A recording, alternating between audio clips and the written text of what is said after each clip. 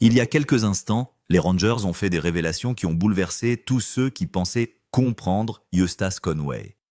Pendant des années, il s'est présenté comme un montagnard détaché peu intéressé par la reconnaissance, épargné par la célébrité, vivant tranquillement selon ses propres règles. Mais derrière cette image soigneusement entretenue, les enquêteurs affirment aujourd'hui qu'Eustace travaillait sans relâche pour dissimuler des actions bien plus sombres et bien plus complexes que quiconque ne l'imaginait. Au plus profond de la nature sauvage qu'il appelait sa maison, se trouve une vérité qui remet en question tout ce que les gens croyaient à son sujet. Un homme qui prétendait rejeter la société a peut-être au contraire construit quelque chose qui lui était caché. La question qui plane désormais dans l'air est inévitable. S'agirait-il du dernier chapitre pour Eustace Conway? Pendant des décennies, Eustache a été considéré comme une énigme. Son indépendance farouche et son mode de vie austère lui ont valu l'admiration, voire la vénération. Il a vécu en autarcie bien avant que cela ne devienne à la mode, se coupant des systèmes modernes et protégeant son monde privé avec une intensité quasi obsessionnelle. Les caméras n'étaient tolérées qu'à distance. Les fans étaient tenus à l'écart. Ses pensées, ses habitudes et sa vie intérieure étaient gardées secrètes. Cette défense farouche de la vie privée n'a fait qu'attiser la curiosité des gens. Les voisins chuchotaient, les amis s'interrogeaient. Les personnes qui travaillaient à ses côtés à la Turtle Island Preserve avaient l'impression qu'il y avait des aspects qu'elles n'étaient pas autorisées à voir. Ce à quoi personne ne s'attendait, c'est que ces couches finiraient par s'effilocher d'une manière impossible à contenir. Et lorsque cela s'est produit, les secrets ne sont pas restés au sein de la communauté. Ils se sont répandus à l'extérieur, atteignant les autorités et les enquêteurs, et maintenant le public. L'effilochement a commencé lors d'une nuit qu'Eustace n'oubliera sans doute jamais. Tout a commencé sans soupçon, sans intention. De fortes pluies se sont abattues sur le terrain, détrempant le sol et provoquant des dépressions inhabituelles près de la limite de la propriété. Ce jour-là, un bénévole nommé Caleb travaillait aux côtés d'Eustace pour déblayer le terrain et réparer les dégâts. Alors qu'il avançait dans la boue, son pied s'enfonça plus profondément que prévu. Ce qui ressemblait à un effondrement ordinaire de la terre révéla quelque chose de bien plus précis. Sous la surface se trouvait un gouffre parfaitement formé. Alors que Caleb creusait davantage sa pelle, heurta quelque chose de solide, de métallique et d'anormal. La curiosité a pris le dessus. Ce qui a émergé, c'est une trappe en fer rouillée, partiellement enterrée et marquée de symboles indubitablement associés à Eustache lui-même. Caleb a immédiatement alerté le reste de l'équipe. Lorsqu'ils ont forcé l'ouverture de la trappe, une bouffée d'air froid et vicié a jailli vers le haut, portant l'odeur indubitable de l'âge et du secret. Une échelle en bois est descendue dans l'obscurité en dessous, disparaissant dans un espace dont personne ne connaissait l'existence. C'est à ce moment-là que la découverte a cessé d'être inoffensive. L'équipe a continué documentant ce qu'elle pouvait, mais l'ampleur de ce qu'elle découvrait a rapidement attiré l'attention de l'extérieur. Les gardes forestiers ont été contactés. Les autorités ont été impliquées. Au bas de l'échelle, un tunnel étroit s'étendait vers l'avant, renforcé par des rondins disposés avec soin, mais pas dans le style de construction familier d'Eustace. Des symboles ont été gravés dans les poutres. Des étagères tapissent les murs contenant des bocaux d'herbes, des os d'animaux et des fournitures conservées avec un soin délibéré. Des lanternes couvertes de poussière sont abandonnées, preuve que quelqu'un a passé d'innombrables heures à travailler dans cet endroit. Les questions sont devenues incontournables. Qui l'a construit? Qui l'a utilisé? Et pourquoi Eustace Conway n'en a-t-il jamais parlé? Au fur et à mesure qu'ils avançaient, le malaise remplaçait la curiosité. Il ne s'agissait pas d'une excavation aléatoire. Le réseau de tunnels était intentionnel, structuré et clairement conçu pour une utilisation à long terme.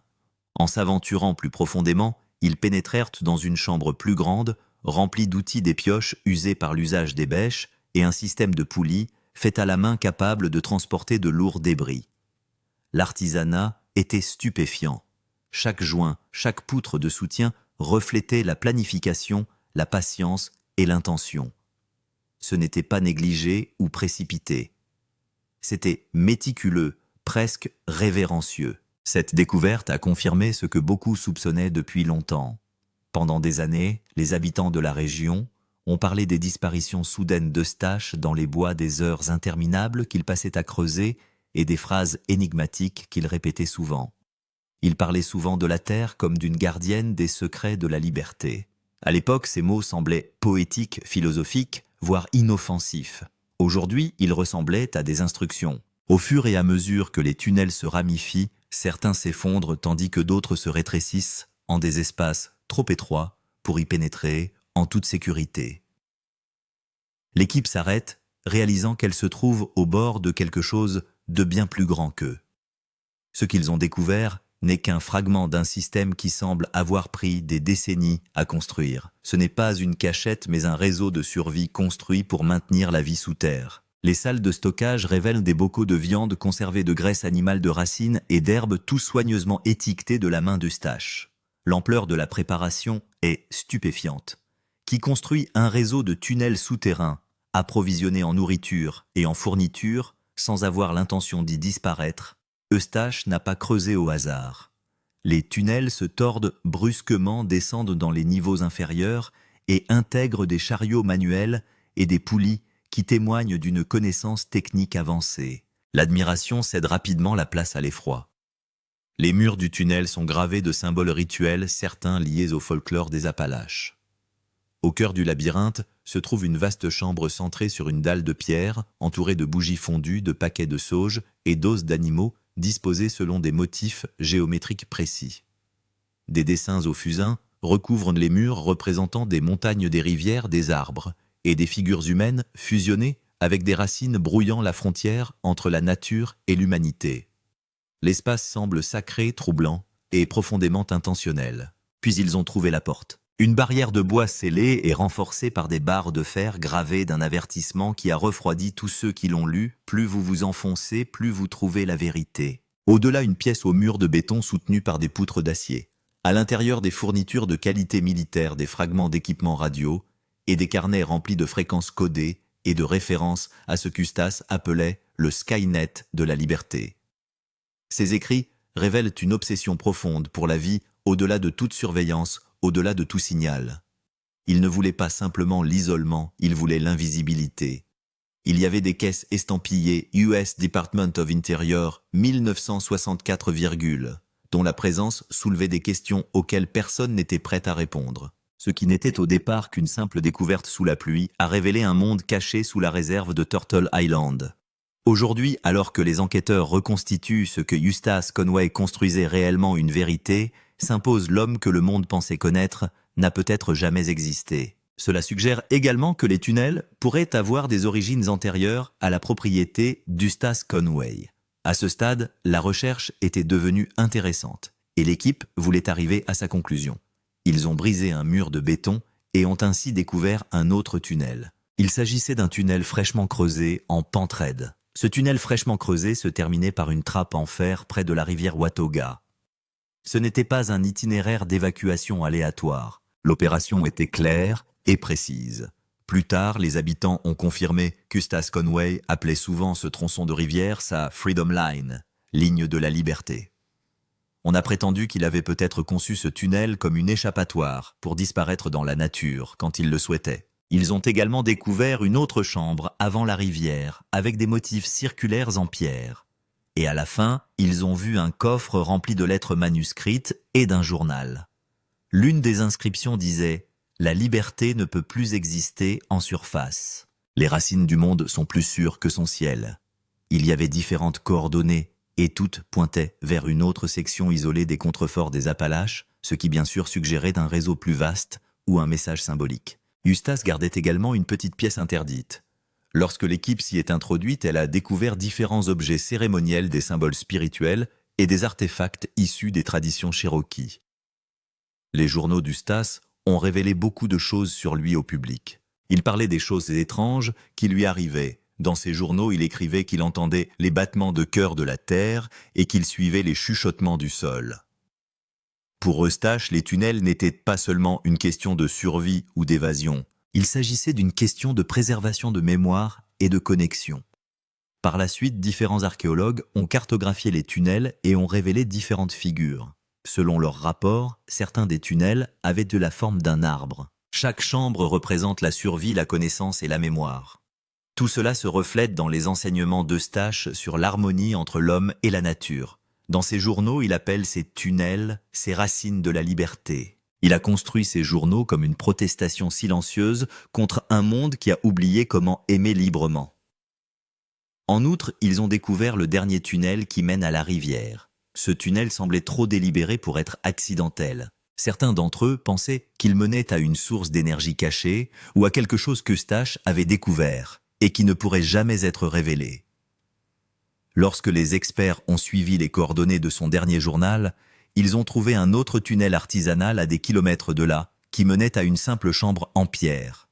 La chambre contenait un coffre contenant une boussole, une Bible et une jarre de terre. Tous ces éléments symbolisent la direction, la foi et la terre. Ces tunnels n'ont pas été construits pour se cacher du monde, mais pour lui rappeler ce qu'est la liberté. L'héritage d'Eustache gravé profondément sous l'île de la Tortue murmure que la véritable liberté n'est pas accordée par la société ou prise par la loi. Mais ce qu'Eustache Conway ne savait pas, c'est que cette petite découverte allait lui attirer de gros ennuis avec les gardes forestiers. Les découvertes ont donné à Eustache de la publicité gratuite, mais ce n'était que de la mauvaise publicité, et il s'est attiré de gros ennuis avec les autorités. Peu de temps après que l'on ait entendu parler de lui, plusieurs personnes sont venues apprendre de lui et explorer sa réserve de l'île de la Tortue. Tout le monde voulait en savoir plus sur cet homme mystérieux, sur la façon de vivre dans un environnement naturel et sur les moyens de se passer de réseau. Malheureusement, les autorités locales ont ordonné la fermeture de l'endroit pour des raisons de santé et de sécurité. Quoi ? Oui, cela a été choquant, mais la réserve de l'île de la Tortue pourrait bien quitter complètement nos écrans. Tout a commencé par une plainte. Selon les fonctionnaires du département de planification et d'inspection du comté de Watauga, le bâtiment d'Eustache Conway était considéré comme illégal. Ils ont décidé de donner suite à ce rapport et se sont rendus à Turtle Island à l'automne dernier pour inspecter le bâtiment. À leur arrivée, ils ont découvert des dizaines de structures pour lesquelles aucun permis n'avait été délivré. C'était le début des malheurs d'Eustache. Les autorités ont mené des enquêtes plus approfondies et ont découvert de nombreuses violations du Code de la santé et de la sécurité. Après tous ces rapports, l'affaire a été portée devant le tribunal. À son arrivée, le procureur du comté a présenté à Conway 3 options: mettre les bâtiments en conformité avec les normes minimales de l'État, faire certifier par un expert qu'ils respectent déjà le code, et obtenir les permis appropriés ou les démolir. À la surprise générale, Eustache n'a choisi aucune des options proposées. Il s'en est suivi une bataille entre le gouvernement et un individu. L'affaire s'est envenimée et les choses sont devenues très compliquées. Différents journalistes et analystes se sont emparés de l'affaire, et certains ont déclaré qu'il ne s'agissait pas seulement d'une affaire entre Eustache et le gouvernement, mais qu'il s'agissait désormais de tracer les limites entre ce qui est réel et ce qui ne l'est pas. Selon vous, qui a gagné l'affaire Eustache ou le gouvernement? N'hésitez pas à l'ajouter dans la section des commentaires. Lorsque l'affaire a été rendue publique, le directeur de l'urbanisme du comté, Joe Furman, a fait une déclaration officielle. Il a notamment indiqué que la réserve de Turtle Island n'avait fait l'objet d'une enquête qu'à la suite d'un appel téléphonique anonyme. Une semaine plus tard, ils ont également reçu une enveloppe non marquée contenant une carte grossièrement dessinée mais très détaillée et codée en couleurs. La carte révèle de nombreux bâtiments, des travaux de terrassement et de câblage. Tout cela aurait été réalisé sans permis ingénierie ou inspection appropriée. Cela a surpris tout le monde car Eustache n'était pas du genre à être négligent. Contrairement à certaines de ces vedettes de Mountain Men qui peinent dans les Rocheuses ou dans la nature sauvage de l'Alaska, Eustache n'était guère coupé de la civilisation. Il connaissait toutes les lois et tous les règlements, et le voir les défier a surpris tout le monde. La réserve de Turtle Island n'était pas seulement une terre, elle représentait le monde entier pour Eustache. La réserve se trouve près de la frontière du Tennessee, à quelques kilomètres à l'est de Boone. Le chef-lieu du comté compte 17 000 habitants, dont la population double lorsque l'Université d'État des Appalaches est en activité. Qui voudrait perdre ce genre de réserve? En outre, autour de la réserve se trouvaient de spacieuses maisons modernes, ce qui permettait à Eustache d'accueillir de nombreux visiteurs. L'endroit était parfait pour lui. Le nom de la réserve vient d'un mythe amérindien sur la création d'une grande tortue qui a sauvé les créatures du monde d'un déluge cataclysmique en les soutenant sur sa carapace. Au sens figuré, explique le site web de Conway, nous sommes un îlot de nature sauvage, dans une mer de développement et de destruction. Les fonctionnaires locaux ont toutefois répondu que ce n'était pas tout à fait le cas. Revenons au rapport de Fuhrman. Après leur enquête, il a parlé de tout cela avec Eustache. Malheureusement, Eustache s'est montré inflexible, ce qui l'a amené à revenir avec un mandat et des adjoints du shérif. À leur retour, l'enquête s'est intensifiée et le domicile d'Eustache a également été perquisitionné. Les inspecteurs ont constaté que le bâtiment ne disposait pas des raccordements minimaux au réseau d'eau et d'égout. Pour ne rien arranger, tous les bâtiments ont été construits avec du bois scié sur place et non avec le bois de charpente marqué exigé par les codes de construction. Après avoir inspecté les panneaux solaires d'Eustache, ils ont constaté de nombreux défauts. Les panneaux solaires alimentent l'équipement du petit bureau d'Eustache et une microcentrale hydroélectrique installée par des étudiants du programme de technologie appropriée de l'ASU alimente un petit atelier. Les inspecteurs ont procédé à des vérifications approfondies et ont trouvé des câbles et des boîtes de jonction qui n'étaient pas conformes au code. En outre, l'équipe a observé un poêle à bois avec une cheminée qui était ventilée sous le toit métallique d'un bâtiment plutôt qu'à travers celui-ci. Et il y avait de nombreuses toilettes extérieures non autorisées destinées à l'usage public. De nombreux bâtiments n'étaient pas reliés aux fondations en pierres empilées qui les soutenaient. Dans son rapport de 78 pages, le consultant W.O. Whaley a conclu que de nombreux bâtiments n'étaient pas structurellement sains.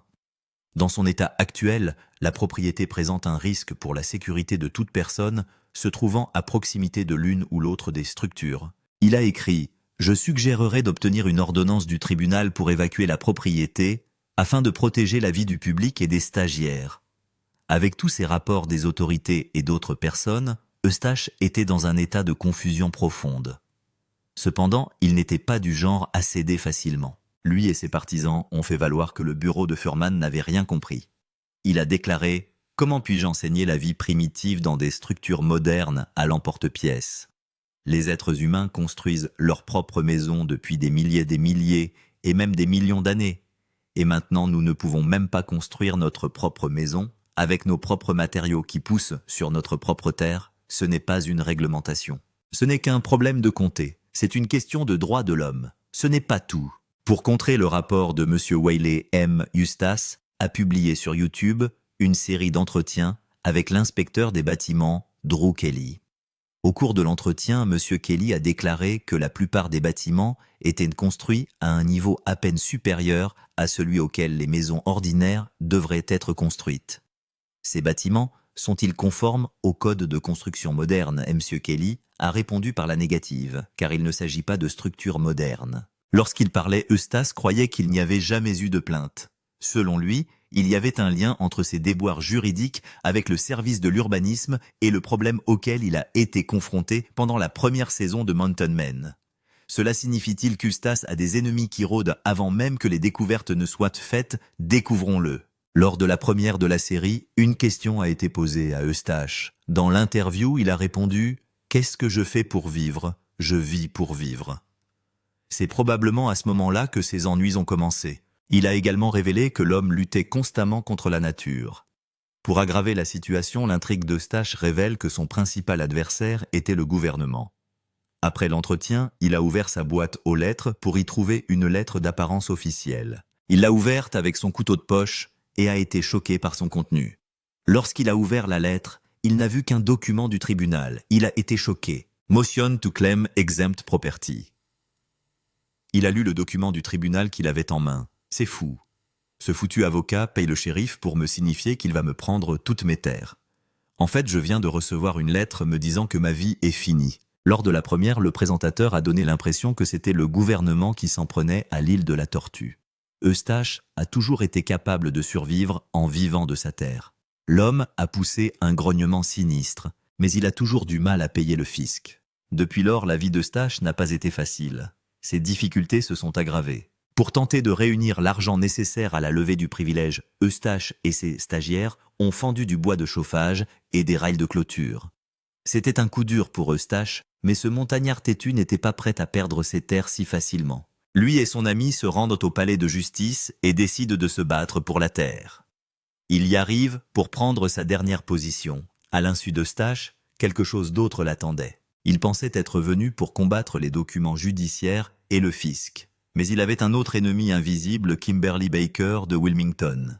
Kimberly, une femme de 28 ans, s'était gravement blessée en visitant l'île de la Tortue. Cela a beaucoup blessé Kimberly qui a décidé de causer des ennuis à Eustache. Avec la popularité croissante d'Eustache, tout le monde voulait visiter la réserve de Turtle Island et Kimberly ne faisait pas exception. Tout récemment, elle a décidé de s'y rendre elle-même en voiture. Elle est venue faire une retraite dans le cadre du programme North Carolina Teaching Fellows. Sa visite s'est très bien passée et elle a pu participer à une séance d'orientation à l'entrée de l'île de la Tortue lorsque l'un des membres du personnel d'Eustache a sorti une fronde et a commencé à leur apprendre à lancer des pierres. Le petit cours a mal tourné et une pierre a volé vers l'arrière. Le problème était si grave qu'il a fini par rendre Kimberly aveugle de l'œil droit. Aujourd'hui, Eustache n'est pas seulement confronté à un mais à 3 problèmes. Il a dû se battre contre un procès intenté par Kimberly. Après de nombreuses discussions, Kimberly a conclu un accord avec 2 membres du personnel d'Eustache pour un montant total de 400 000 $. Elle a également veillé à ce qu'Eustache conclue un accord de médiation pour lui payer 615 000 $ et 2 hypothèques sur certaines de ses terres dans un délai d'1 an pour couvrir le montant. Lorsque la date limite est passée sans que le paiement ait été effectué, Kimberly a intenté une action en justice pour rupture de contrat. Par la suite, Eustache n'a pas eu d'autre choix que de réunir l'argent, ce qui l'a bien sûr affecté financièrement. Plusieurs journalistes ont fait de leur mieux pour amener Eustache à parler de toute cette affaire, mais il a refusé. Il a expliqué que son contrat avec la chaîne History l'empêchait de commenter la justesse de telles situations. Selon lui, la chaîne aimait le drame et le suspense, il n'était donc pas le seul à les gâcher, et une grande partie de la vie ici n'est pas aussi dramatique qu'ils le veulent ou qu'ils en ont besoin. Plus tard, alors qu'il s'entretenait avec Elizabeth Gilbert dans sa biographie The Last American Man, Eustace a donné plus de détails sur sa situation.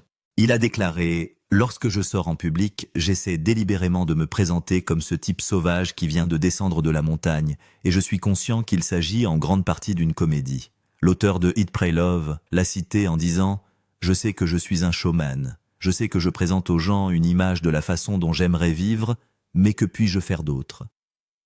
Je dois jouer cette comédie pour le bénéfice des gens. » Les problèmes d'Eustace se sont propagés à tous ses fans, et un flot de courriers haineux a suivi le bureau de Furman. La tâche n'a pas été facile pour les autorités. Différentes pétitions ont été postées sur leur site web en soutien à Eustace. L'auteur Vicky Kasiorg a pris la défense d'Eustace en déclarant « Les fonctionnaires sont-ils contrariés par le fait que quelqu'un puisse survivre sans eux ?» Peu à peu, les fonctionnaires de l'État se sont efforcés de résoudre les problèmes avec Turtle Island. Peu de temps après, l'Assemblée législative dominée par les Républicains a présenté un projet de loi visant à exempter les camps et les fermes primitifs qui comprennent des hangars, des granges, des toilettes extérieures, des niches pour chiens et d'autres structures similaires des codes de construction. Cette loi a aidé Eustace et il a progressivement repris ses activités. Lors d'une récente journée étouffante, une douzaine de campeurs et de stagiaires écoutent attentivement Conway dans la cour de la grange à chevaux principale. L'odeur de la fumée de bois du chou qui mijote du fumier et de la sueur se mêle à l'air vicié, tandis que des poulets utachetés cherchent de la nourriture dans la terre autour des pieds de l'enseignant. Eustace n'hésite pas à lancer des piques au gouvernement. Il a déclaré « Mon problème avec le gouvernement, c'est qu'il voit que j'enseigne aux gens un mode de vie simple et naturel, et que cela ne va pas dans le sens de ses sponsors, vous savez.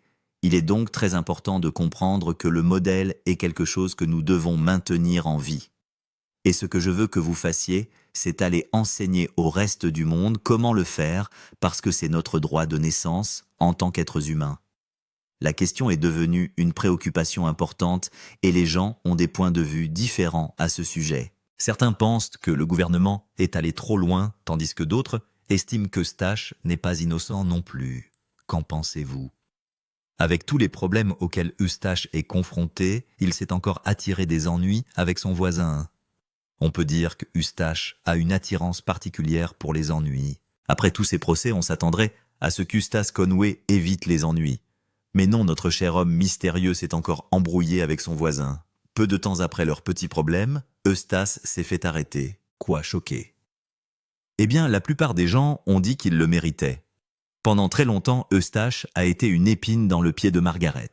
Elle n'en pouvait plus, et cela a conduit à son arrestation. Margaret A. Palms, qui habite 2473 Little Laurel Road, est la voisine d'Eustace Conway.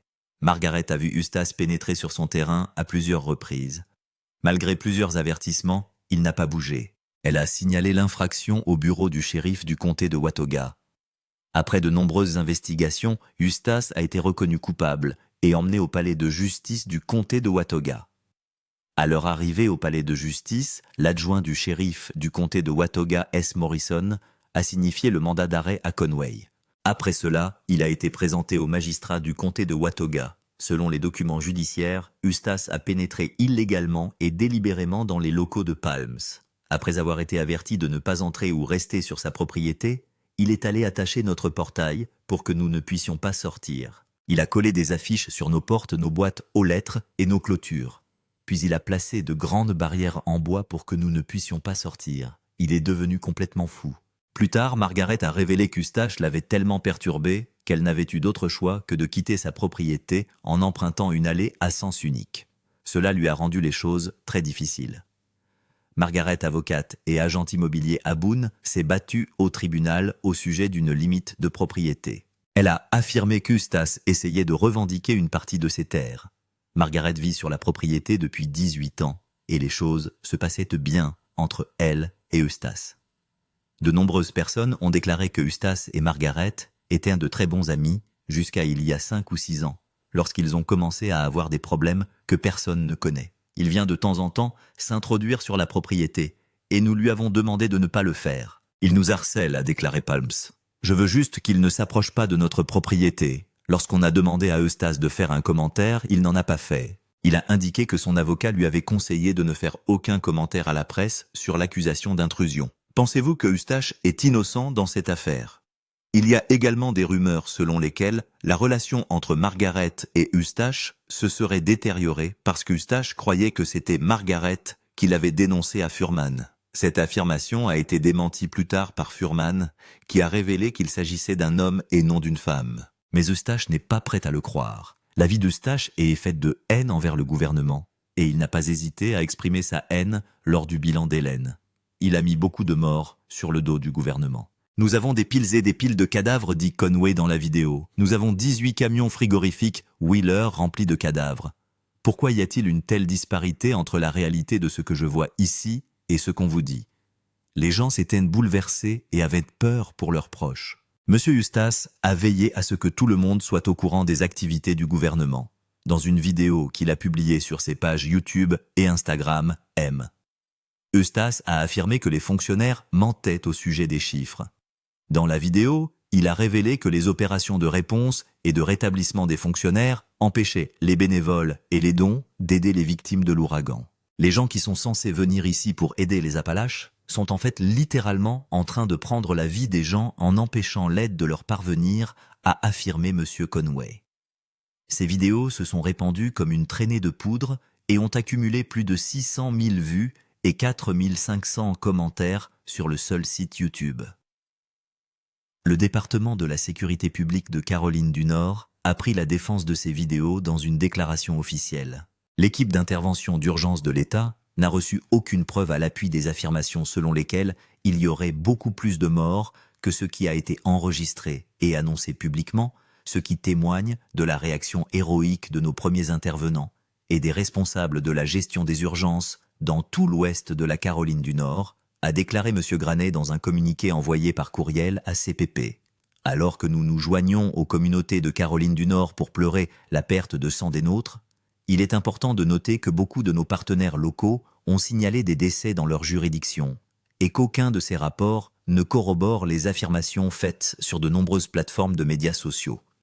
Nous avons vu des messages inexacts sur les médias sociaux qui prétendent que leurs informations sont vérifiées sans source indiquant qui les a vérifiées et sans réponse lorsque des questions sont posées. Les intervenants sur le terrain, ceux qui ont participé au sauvetage et à la récupération de nos concitoyens, ne cachent pas les chiffres. Le nombre de housses mortuaires commandées a été gonflé, ce qui laisse entendre qu'il y en a beaucoup plus que ce que l'on ne dit pas au public, ce qui est faux. On voit une image d'une remorque frigorifique dans un salon funéraire, ce qui laisse entendre qu'il y en a tellement qu'elle est remplie. La logique voudrait que le funérarium n'ait pas non plus d'électricité, ce qui est tout à fait normal dans ce genre d'établissement. Malgré toutes les tentatives pour amener Eustace Conway à réfuter ses affirmations, il n'a pas fléchi. Son combat contre le gouvernement se poursuit. Selon vous, qui gagnera? Cette question aura-t-elle une incidence sur la vie d'Eustace Conway? N'hésitez pas à nous faire part de vos réflexions dans les commentaires. Merci de votre attention. Avant de partir, regardez les autres vidéos qui s'affichent sur votre écran.